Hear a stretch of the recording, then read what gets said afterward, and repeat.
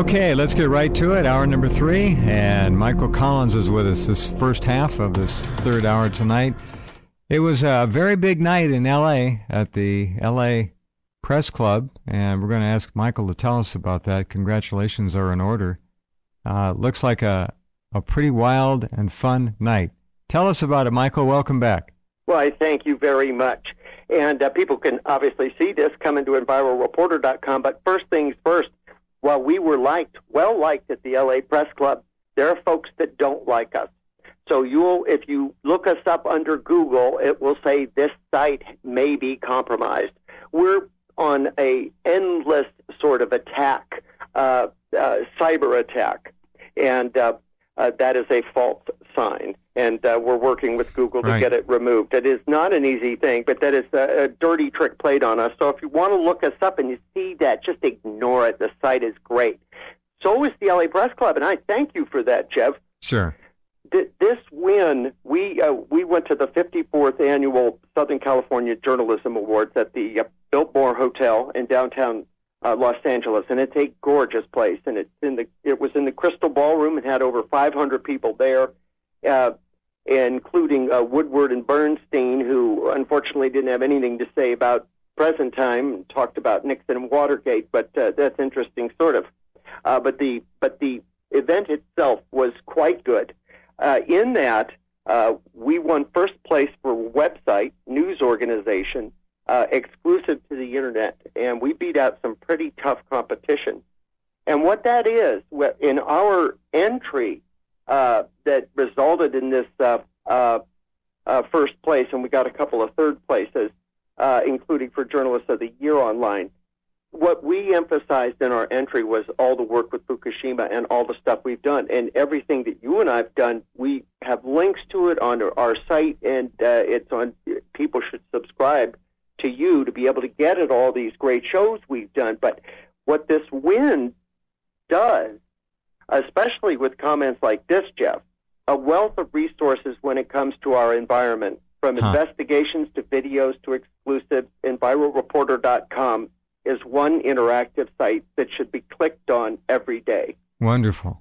Wow. Isn't that great? Yeah. Well, all of you folks listening, you make that happen. Jeff makes it happen, because if you pay attention, the information is there, and we're very gratified that we'd be recognized for it. And, we led with Fukushima. We've done this. We've done over 1,500 tests. We've got the 24/7 online radiation station. We've got 8 of them now. And one of these 8 actually reported some very disturbing news about traveling in a jet recently, which I'd like to talk about. But we went with, what we had, work on the radio, work on video, and several million people have seen this information. Now, what we found so interesting is not only did I have the belle of the ball with me, but to be amongst all those people, and there were 2 people walking up to get an award for basically their website and for coverage of Fukushima. That's amazing. Isn't that amazing? Yeah, you won't see that happen in Japan.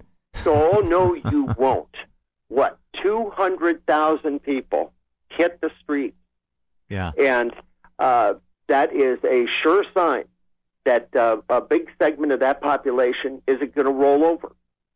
Now, what we have here in the U.S., people just think, well, that's gone away, hasn't it? I mean, what are you talking about? Well, the fact is, all the stuff that we haven't talked about for a little while, because of obligations having to do with this gala and some other stuff, so much has happened that this kind of a win at the press club is really helpful, because the more we talk about it, the closer it's getting, and it's already here, and we know that, the more intense the opposition is, and they'll do anything to stop people like me, stop people like Jeff.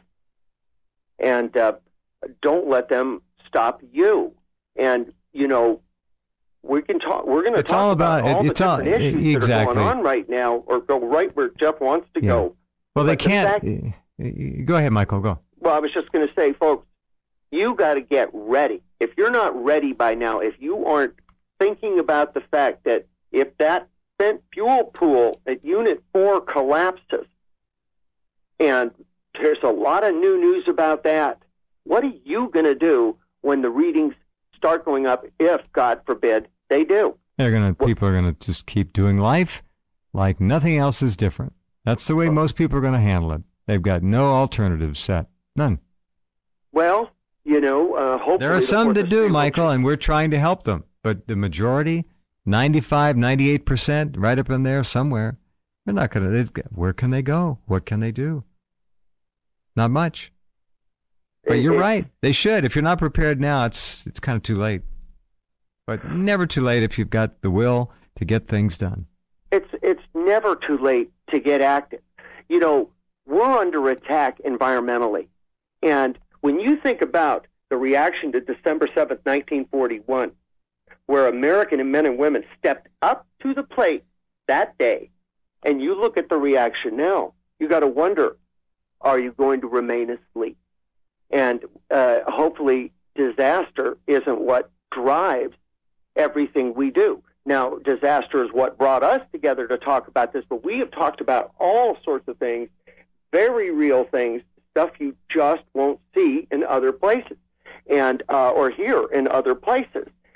For instance, we just heard that an amazing amount, a huge amount of tonnage, over 1 million tonnage of tsunami debris that we all suspect is obviously traveling in waters that have been affected by the gargantuan amounts of radioactive seawater that have been pumped into the reactors and back into the Pacific. Right, 1,000 tons a day admitted, and that's just the admitted number. That's just the admitted number. It's going to be a lot more than that. We also had something fun happen since we've last talked, which is Denise was part of a show by a group of people that put on this show called the Toxies. It's like the Academy Award for Bad Chemicals. Yeah. And it was a lot of fun, and she was a Miss Fracking Chemical Cocktail of all things. So if you come over to our site, you can get a load of that, and it'll give you a laugh. But in the last few days, we got some information from one of the folks who runs a radiation station for us, Jeff. He's a guy out of Pacifica, California, a real find. This guy knows how to run his detector. He's got it on a stream. You could see it 24/7. Mm-hmm. He's on the coast between San Francisco and Santa Cruz. So he's in a place where you'd like to know what the readings are within a couple of miles of the beach, which is where he is.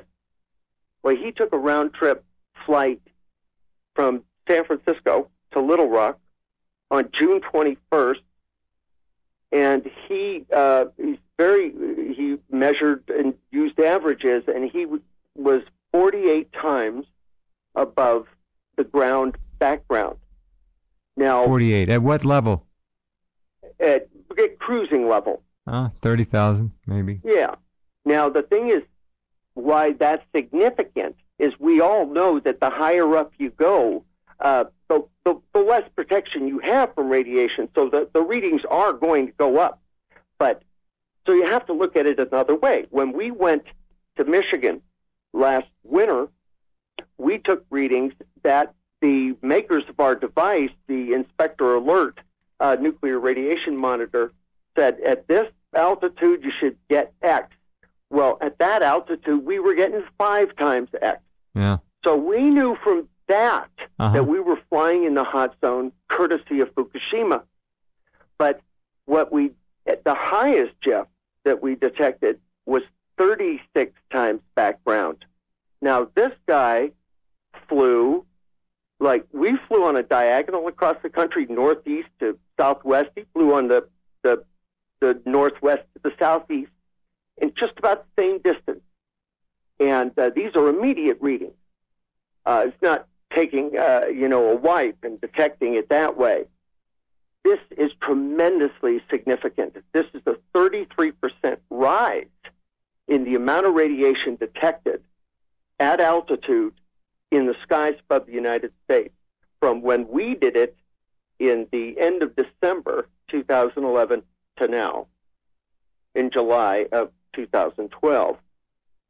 That's incredibly significant, and a bunch of folks listening are about to get on planes and fly off to nice destinations and should be very aware that they would do themselves good if they went down to the hardware store or went online, got themselves some N95 masks. Jeff and I have talked about this for the last year and a half, and they just gave us a big award for it, Jeff, which I have to thank you for, in part because it's very helpful. But these folks, we have talked about this. It's a cheap way to do it, to cut down on you won't get everything, but you'll get most of it. And that's what you want. And Denise and I didn't have any problems with people looking at us or anything because people wear them anyway. You wear them because that jet fuel, you can smell it in the air. They wear it because it's an enclosed space and you don't want to get that kid over there's, flu from him coughing. So it's not a weird thing to do, and it could save your life. Very good. Hold on just a second, Michael. We'll be right back. EnviroReporter.com. Do visit the website. Take a look around. It's a wealth of knowledge and fun, too. And I'm really happy that they won the award. That's just great. Wonderful. Be back in just a minute.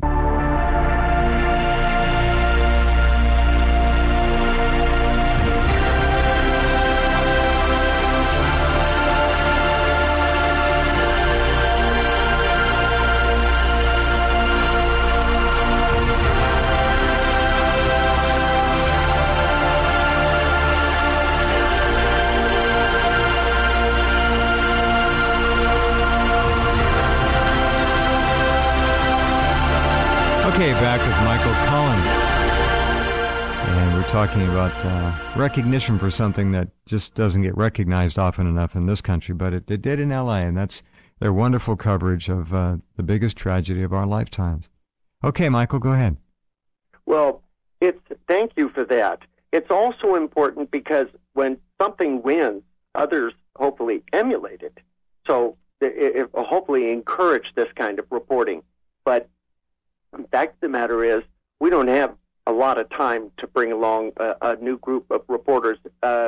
We need the media that already is there to pay attention to this. And, well, this is certainly a nice big step. And, people listen to us talking or listen to me and they'll say, oh, you're all fire and brimstone. Where's the beef? Well, since we last talked, even though I did mention this before, we came out with a piece of news analysis and commentary called The Unforgettable Fire, which is about Unit 4's spent fuel pool. And we really break it down, like what is there and what can happen. Yes. And here we've had, since we've last talked, the power systems going out to move the water to cool these spent fuel rods, and which are far more radioactive than the stuff in the actual vessel itself, which, of course, in this case, well, not in this reactor, but in reactors 1, 2, and 3 are fully melted down. But we've had a couple of scares, real scares, where you hear about it from TEPCO, the people that run the place, that, we've got till Tuesday until, we've gone over the red line. What a way to live here. And last time we talked about this multi-ton lid they just put on it, and the thing's out of control in another way. This is akin to having a car overheat and your engine could catch on fire. So what you do is you lower a big steel plate on top of your hood, and if it catches on fire, good luck putting it out. How do you get at it? Not going to happen. Yeah. Not going to happen. So they're looking ahead to full failure. What does full failure mean? Those 200,000 people in the street, those, they're Japanese people. And most of the audience listening is American and Canadian and English-speaking folks. Those people have got the bravery to get out on the streets and say, enough. When it hits the fan, folks, if, God forbid, this pool collapses under an earthquake, not that there are any earthquakes that ever happened there, not that there isn't a fault running right under the plant, real bad stuff's going to happen to Japan. And I think as people can't sit on our hands and just let stuff like this happen, because it's going to affect us. It already is. And what we're seeing in Japan, if we watch the stories carefully, is a country that has already begun an inexorable decline into early death, cancers, disease. And this is not just in Fukushima Prefecture. This is all over the country. And they've opened the fishing grounds again for Fukushima fishermen and others to go in there and harvest the ocean, bring the stuff in. What do? They raise the tolerable, acceptable, safe levels of radioactivity. Wonderful. That's how they It's mind-boggling when you think of a society that sophisticated, where a subservience to what I don't know is resulting in going along with these ideas of reharvesting fish, of tearing down all the hauling all of the radioactive debris out of Fukushima Prefecture, and every prefecture in Japan, I think there's 27 of them, and burning that debris in every prefecture and nuking every prefecture because they are hell determined to get that land back and make it all normal. It's all fine. It's good. Right. Because we say so. Well, guess what? 200,000 people said it ain't so. And science will rule the day in the end if we can keep it getting out there. Not an easy feat. No. What's really creepy to me is the black mold. You think of black mold in houses here. There's a black mold there, or a fungus, that has a great affinity for radioactivity, especially plutonium. And this black mold is showing up in ever wider areas. Now, it's in Tokyo. It's been found in multiple places in Tokyo. It used to just be found near the plant, and then in Fukushima City. It's migrating. And it actually is, when you see it, it's black, and we've had pictures and videos of it. It's on the roadsides. It's on the sides of buildings. It's radioactive. And how do you clean that up? How do you deal with that? I have no idea. I couldn't even guess. And they're finding it all over the place now.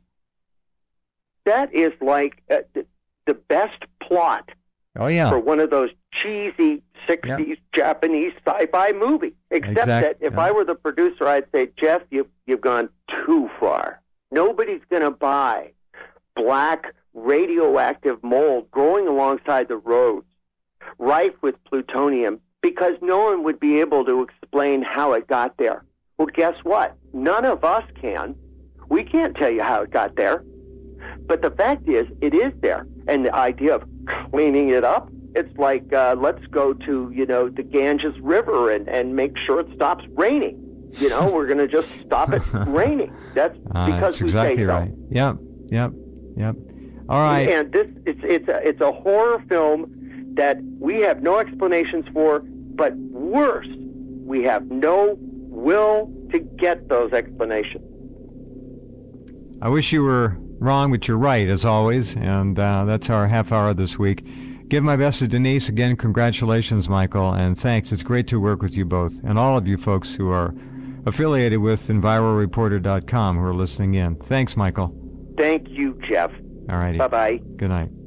Okay, very good. Michael Collins and Denise win a big award for their wonderful coverage of this tragedy. All right. Sounds like those two words shouldn't be in the same sentence, doesn't it? Okay, be right back in just a couple minutes with Yoichi Shimatsu as we continue.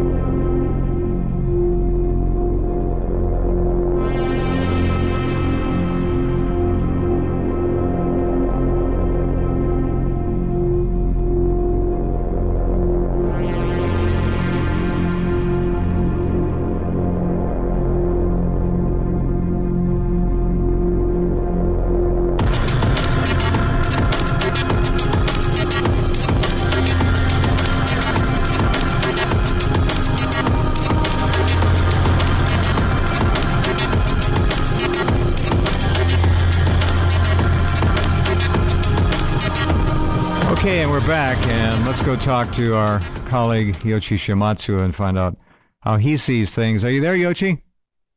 Yes, I am. All right, thanks for being here. Yeah, this has been a very strange week. We're in the deepest part of the media cover-up, the information cover-up out of Fukushima we've seen so far. And there's been massive cover-ups, a lot of disinformation, outright lies put out there in the past. But right now, this has been a really stunning silence with a lot of spectacles, media spectacles being staged of very important issues. These issues is of such great importance that whatever they're covering up in Fukushima is massive, and we can get into how they can do that and why we're not seeing immediate effects. You know, from what we can see, from what I've heard from activists there, is that reactor 4, the building is collapsed. We've seen video of the building, the remnants of the surrounding structure being cut down by a plasma torch. And it hasn't gone down with the sort of flash bang that we expected, but rather more like a bump in the night. And we can explain why that happened. You know, yeah. Now, the video you're talking about was viewed by a lot of people. It showed some very aggressive takedowns of steel girders with a crane. And tell us about that, and what are we seeing? Which building? Which part of the structure? I wasn't really sure. I myself wasn't sure because at the very beginning there was a chimney that went down. So I thought maybe it's a remnant of a small thermal power plant on site that had collapsed. But I contacted activists in Japan who were very much in the know. You know, have contact with workers inside. They said definitely that is reactor 4 that you're seeing being cut down. And it was cut down on June 26th, on the very day that the Prime Minister Noda gave a speech to Parliament to push through on that same day a vote on doubling the consumer tax. So therefore, all the eyes of the nation were on that. At the same time, as you know, they're trying to restart. They have restarted, in fact, not trying to. On Sunday, they restarted the reactor at Ohi on the Japan seaside. So there's been nonstop protests by concerned citizens and anti-nuclear activists, and many of the people in the Fukushima, northern Japan area, who would otherwise be monitoring radiation levels, are all down in Tokyo. So these two events have basically diverted all attention from the plant at this most critical moment. Right. So if reactor 4 went down, and there's so very, very little information about it, no one's mentioning it, and there's dubious information coming out now. You know, yes. Just chum for the press, is that that basically, you know, the building doesn't go down with a huge flash of burn because it's sustained far more damage on the night, well, more than a year ago, on the night of March 14th, when it caught on fire. Then also in the earthquake, the New Year's Day earthquake of this year. After that, there was a week when the plant was evacuated entirely, and that was reactor 4 also. And now there was another series of earthquakes from June 17th to 22nd. There were 3 earthquakes over 5.1 on the Richter scale, and there were a lot of other, shaking going on. So apparently the reactor has been far more damaged than they want to admit. And the reason is that reactor was supposed to be empty. There was not supposed to be any fuel in it. So they're caught in a lie. I charged right from the beginning. There's some sort of uranium enrichment going on. And only a few months ago we found out, it was fully loaded with MOX fuel, and upgraded and refitted with a new shroud secretly by GE and Hitachi. And that was ready to go online very secretly, not to generate power, but for another purpose, some sort of enrichment purpose. So this is a national security secret with which they can get away with this massive cover-up right now, and that's been going on all along Reactor 4. What it looks like, if in fact these activists are correct, and we saw only one side of that building standing, that the spent fuel pool was probably toppled to the side, some of it probably inside the building itself, and knocked out the other walls. And they did cut down those. There were 3 major pillars there, so it does look like a reactor building. 3 major ferroconcrete pillars, no steel cage inside, so that steel cage is gone. They cut it down at least 2 floors, maybe 2.5 floors, meaning we should have seen a spent pool there, but it's not there. And I've always suggested that reactor 4 did melt down early on, in March, right after the tsunami. It went down before reactor 3 exploded. There was a whole synergy of reactions between the two reactors. And because it was packed with, fresh, brand new Mach fuel, it probably, the corium probably undermined the soil, and the reactor itself probably had sunk at least halfway from where it should be. It's probably sunk in. It could have pulled, and maybe possibly it pulled down the spent fuel pool with it. But the reason we don't get this huge spike in readings, let me explain why we don't see this massive, outburst of radiation all over Japan. In the month of June and midway into July, it's the rainy season, in which the main wind current comes from the middle south part of China, basically crosses Shanghai, goes up the Japanese archipelago, it'll cross over Fukushima and blow everything. And this is continuous. It doesn't let off. It goes in one direction only. It'll blow off toward Canada, North America, basically the Pacific Northwest, Canada, into the Arctic, okay? It'll blow off in that direction, catching the wind jet stream. So basically, none of the radiation will be detected in the Kanto and the Tokyo region because the wind is so constant. And we've had two tropical storm level, movements going in there, really pushing all of the smoke or whatever is coming out, all of the dust out. What I've noticed, a correlation I noticed after the January 1st event at Fukushima, we saw in about 10 days later, 2 weeks later, we saw those so-called winter tornadoes ripping apart the American Midwest, right? All the way down to the south, parts of the East Coast. Okay? Now, in about the same time frame, since these earthquakes in mid-June, we've seen the whole East Coast of the United States getting hit by these so-called derecho winds, which is actually what we're really seeing are these massive unprecedented electrical storms that have knocked out the grid along the U.S., in the eastern part of the United States and around the nation's capital.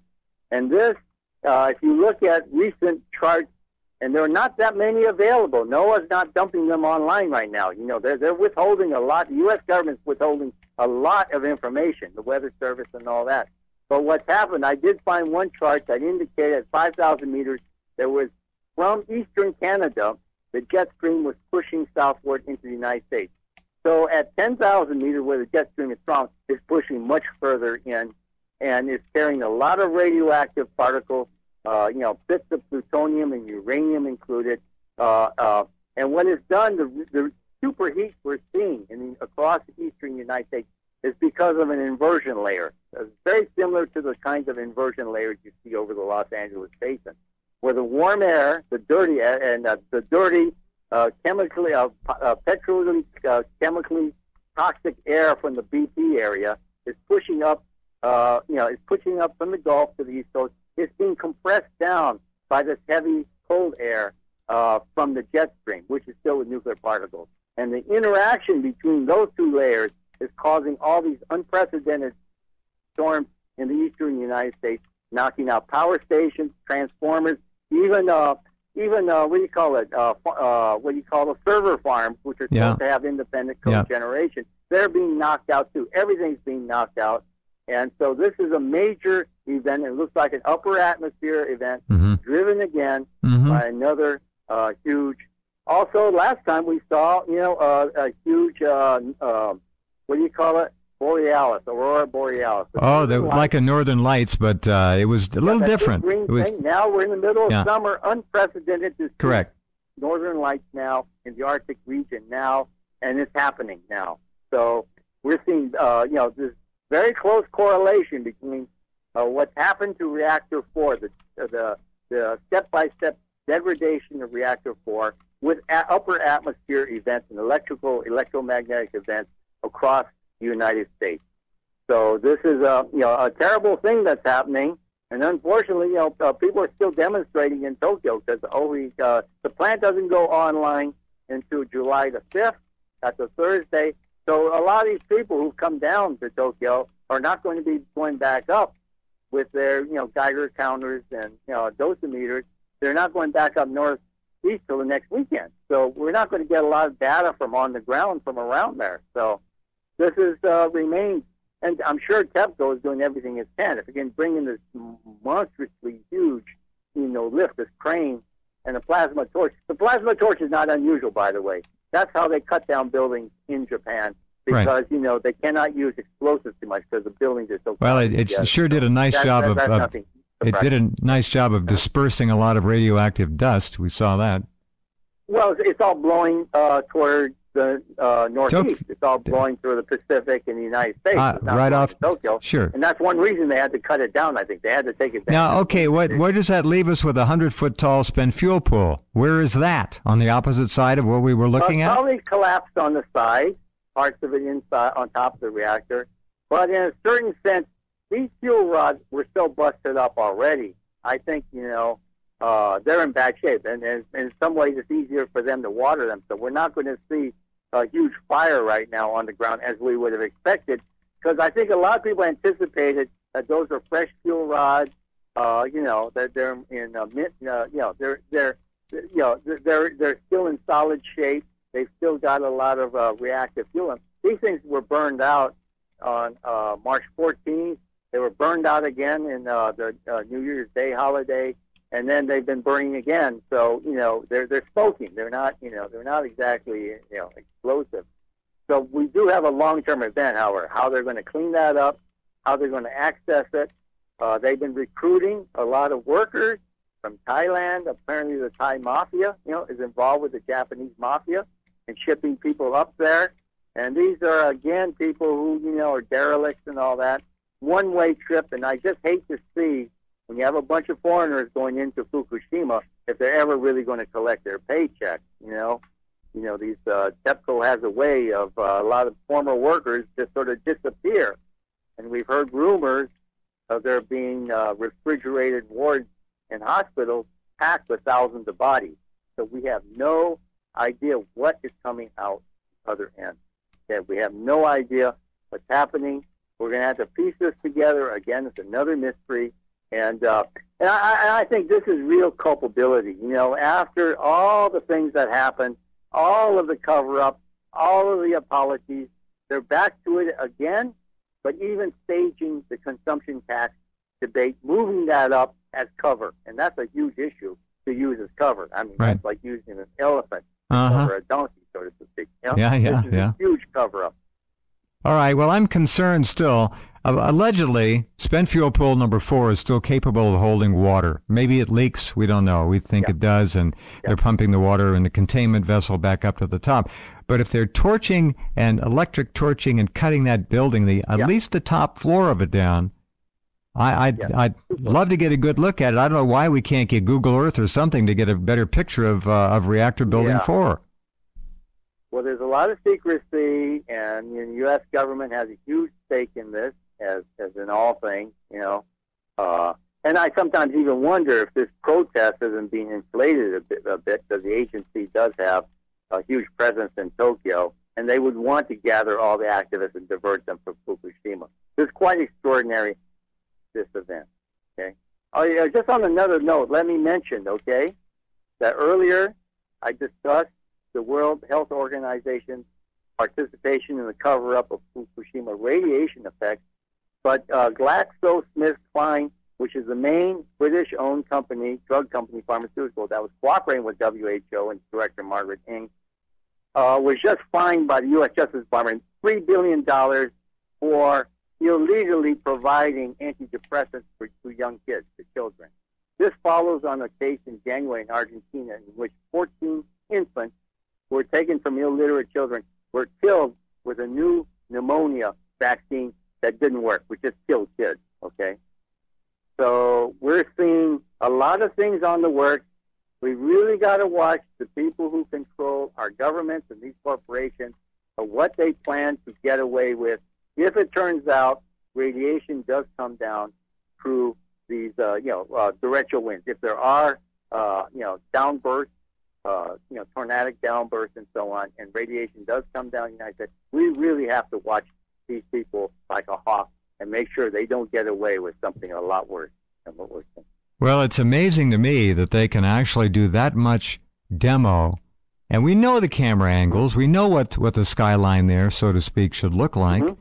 And yet we don't really know what they're cutting on. I don't get it. I mean... Yeah. And they're not saying. They're silent and activists with contacts inside. How can they hide something like that in plain sight? I mean, it's just strange. Everyone's gone. Everyone from that area, everyone with a dosimeter went down to Tokyo to get in these protests, and that's why I say, I've always suspected some of these independent citizens movements, because usually the anti-nuke movements are left-wing movements, but suddenly a lot of citizens groups suddenly sprung out of nowhere, had a lot of cash to print up nice, neat signs and all yeah, that. You become like suspicious. What happened in Iran. What's you got to wonder if yeah. there's someone manipulating all this. What's the best way to drain the energy from a movement, right? You get in there and you electrify it and you pump it up and you get the people demonstrating, and after a week or two they get tired. And what do? They go back to work, back home, back to business as usual. Yeah, it makes perfect sense. Yeah, that's right. So, there's really nobody left behind. There was an all-out mobilization for this. So the winds will continue until mid-July. After that, it'll be the dog days of summer, and we'll see what happens then. We'll see what the new measurements are. We'll try making an assessment. It's an ongoing crisis. Like I said, it's not a flash-bang end of the world. It's just the slow grinding, ratcheting up step by step of radiation levels. The atmosphere is just absorbing this stuff. And I just have to remind you, Jeff, that from Australia, where I talked about HARP being sort of a transportation bridge for these protons from Fukushima, from Canada, Fukushima protons. Yeah. Now it's the turn of the turtles. 70 sea turtles with a strange thickness off the southeast coast of Australia, where we saw the radiation cloud, where we saw the massive storms, as we predicted, on that side of the country, where the wombats have the same kind of symptoms of losing their hair as polar bears and seals in the Arctic. And now it's the sea turtles who are coming down with a sickness that's not parasite, no physical damage. They can't figure it out. This massive kill off is going on, And as for Washington, I really feel sorry for the American people who had no choice in this. But, Washington, D.C., the chickens are coming home to roost. The toxic air from the Gulf, from BP, and then the radiation from Fukushima, from their nuclear baby. The Congress, the Department of Energy, the Atomic Energy Commission, it's coming back to them. What goes around comes. Goes around comes around. It's coming back right to where they live in the Virginia suburbs. No lights, no power, and if the sky does fall in some downdraft, a lot of radiation. Their kids are going to be gone. Their grandchildren are gone. And I must say, people. I mean, it's one thing. My father actually, I think he died of radiation symptoms. It's one thing to lose a father, a man who's lived his life, but when you condemn your own grandchildren, what punishment do you deserve?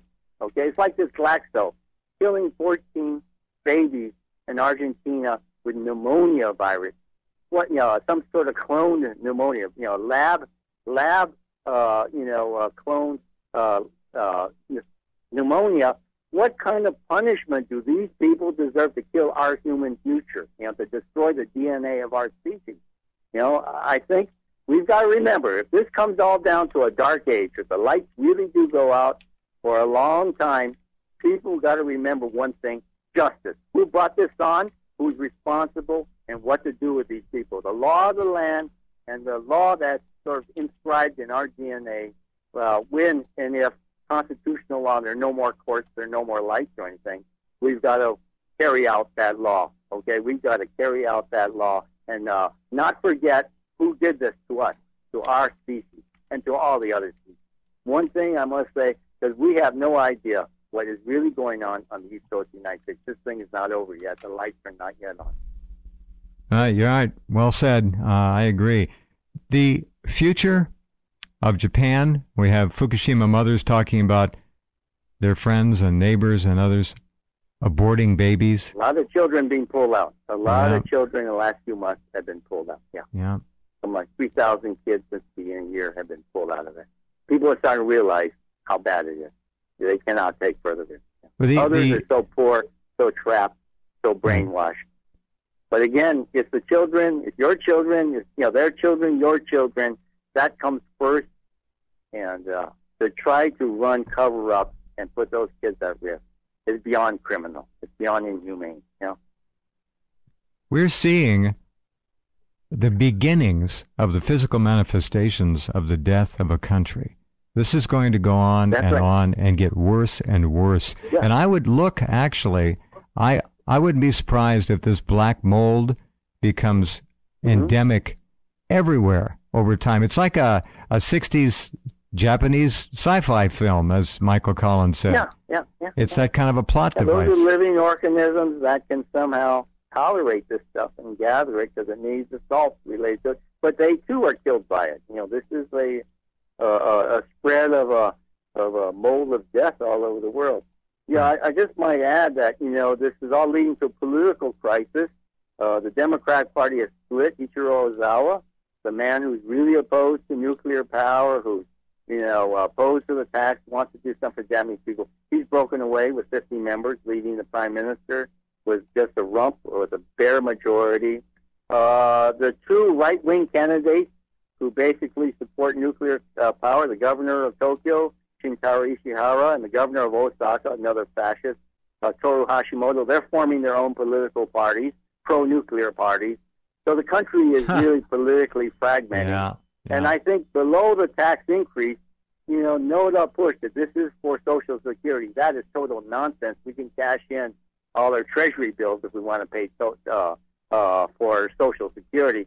This is all about the preservation of nuclear power, and all it stands for, all the militarization of nuclear power, the future of trying to reprocess plutonium and make this and feed this to Eastern Europe, all over the world, Latin America, Africa, Exactly. and Asia. Yeah. This is what the money is really for, and this is why Ichiro Ozawa had to break. He realized these are maniacs at the steering wheel. These men are intent on the global suicide, and nothing can stop them, and we have to take action against these people. He's breaking up the Democratic Party. The Democratic Party started merging into a one-party system back with the LDP, with the Liberal Democrats, the people who brought us these nuclear power plants. So there'll be a fight still, but unfortunately, those with sanity in a country like Japan that's been historically so brainwashed, where the public has been so cowed, so manipulated, so filled with fear of their neighbors, that the power still remains in the hands of these total madmen and their science. And believe me, the science establishment is behind them. We just saw this announcement from CERN, nuclear physics. They found the so-called God particle. So they didn't find anything. They found a line drawn into amorphous silicon. That's all. There is no God particle, probably. The whole theory is nonsense. We don't see, if their theory of the Big Bang was right, where is all the antimatter? Okay, this is that's the big flaw. They fail to look at. They're talking through their hats, and they're trying to draw us out again. Another distraction to keep our eyes off the ball. Okay, they don't want us to look at the global catastrophe that's unfolding over our heads right now. It sure is. All right, thank you, Yoichi. Just remarkable information. We'll talk to you next week. Okay. And thanks to all of you for being here. Back tomorrow, and we'll do it again.